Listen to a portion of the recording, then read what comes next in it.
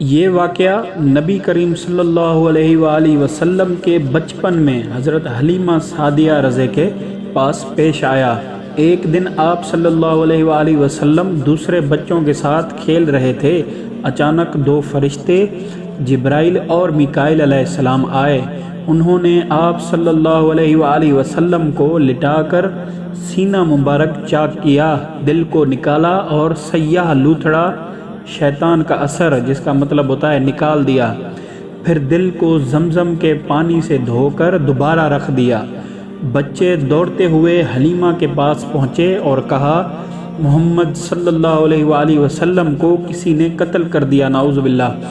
حلیمہ سعدیہ رضی اور ان کے شوہر بھاگے تو دیکھا کہ آپ صلی اللہ علیہ وآلہ وسلم کا چہرہ خوف سے زرد تھا، مگر آپ بالکل سلامت تھے۔